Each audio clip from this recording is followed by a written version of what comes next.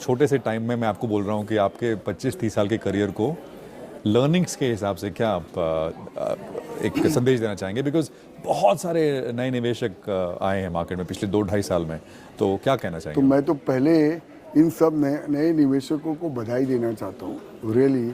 मतलब आप हर समय जो एक थीसिस अभी तक चलती आई ना कि जब रिटेल आता है तो शेयर बेचने का टाइम होता है। आई थिंक निवेशकों ने कलेक्टिवली ये बता दिया है कि वो चेंज हो गया है और ये बहुत स्मार्ट हैं। इन्होंने बहुत सालों से SIP किया, उसमें भी बहुत अच्छा रिटर्न आया।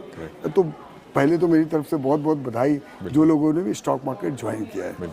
दूसरा प्रशांत देखिए, सबसे बड़ा जो है ना मेरी लर्निंग वो दो है। एक तो ये कि आपको इंडिया अपॉर्चुनिटी ढंग से समझ में आनी चाहिए। एंड जो ये वॉलेटिलिटी है ना, ये निवेशक का रियल में फ्रेंड है, इससे घबराने की जरूरत नहीं है। तो अगर आपको सपोजिंग ये शर्ट लेनी है और 1000 रुपये की 800 में मिलती है तो आप खुश होगे कि आप ये बोलोगे कि ये भाव क्यों घट गया? तो अगर आपको शेयर लेना है और आप वो अपॉर्चुनिटी के ऊपर कन्विंस्ड हो ना, तो you should not be afraid of volatility.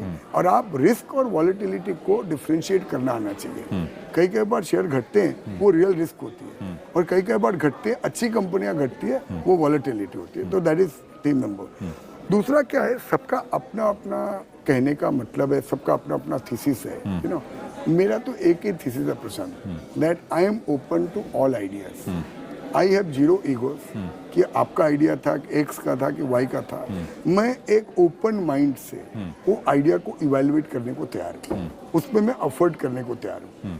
तो ये आपको याद नहीं होगा, करीब 10-15 साल पहले हम बात कर रहे थे, आपने ये बात बोली थी उस टाइम पे कि छोटी भी कंपनी हो, बड़ी कंपनी हो, और ज़्यादातर छोटी कंपनी हो, मैं किसी चीज़ को रिजेक्ट नहीं करता हूँ। रिजेक्ट करने का वही because we are open, right. हमको यही सिखाया है, हमने राकेश भैया से मैंने सीखा है।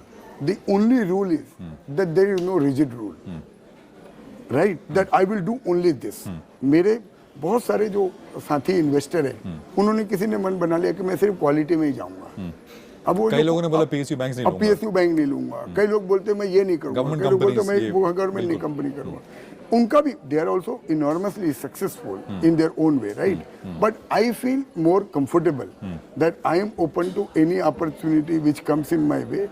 I will not buy anything just because XYZ tells me. I will do XYZ is a clue for me कि आपने मुझे बताया, पर मैं उसमें अपना खुद मेहनत करूंगा, खुद अपना काम करूंगा, खुद समझूंगा, और उसके बाद अगर वो आइडिया अच्छा लगता है, जस्ट बिकॉज आपने बताया, मुझे कोई ईगो नहीं है। मुझे ये कि आप बहुत, मैं एहसानमंद हूँ आपका कि आपने मुझे बताया, राइट। और फिर मैं अपना काम करके मुझे लगता है तो मैं उस पर इन्वेस्ट करूंगा। थर्ड, मैं बोलूँगा कि highs are much higher than what we can think and lows are much lower than what we can imagine। कहने का क्या मतलब है, बहुत सारे रिटेल इन्वेस्टर ना, आप 10 रुपए में कोई शेयर लेते हो, 20 हो जाता है तो आपको लगता है बहुत पैसा बन गया, अब बेच देते हैं। अच्छी कंपनियां जो है ना, कभी वो 10 का 1000 भी हो जाती है, 10,000 भी हो जाती है। अच्छी कंपनी अगर आपको मिल जाए ना, तो शादी कर लो, रखो अपने पास, फिर रखो अपने पास, तभी वो लॉन्ग टर्म रियल वेल्थ बनेगा। और चौथा, मैं बोलना चाहूँगा, ये टिप कभी राइट टाइम पे आती नहीं है, टिप पे कभी रिलाई मत करो, राइट। ये स्वर्ग, ये स्टॉक मार्केट में पैसा कमाने का रास्ता ना प्रशांत, जितना आसान लगता है उतना ही डिफिकल्ट है, राइट। इसमें आपको वो हार्ड वे लर्निंग के थ्रू ही जाना पड़ेगा, और वो धीरे धीरे आती है। तो अगर आप ये 3-4 रूल फॉलो करोगे कि आप किसी के बोलने से ना करो, आप अपना खुद का काम करो, और आप में अगर वो कैपेबिलिटी नहीं है तो आप कोई आदमी ऐसा खोजो जिसमें वो कैपेबिलिटी है। फंड मैनेजर्स है, PMS है, इतने सारे प्लेथोरा ऑफ है, ये आपका कोई दोस्त ही है जिसके ऊपर आप रिलाई कर सकते हो कि हाँ भाई ये मेरे को अच्छी एडवाइस देगा, तो फिर आप उसको फॉलो कर सकते हो।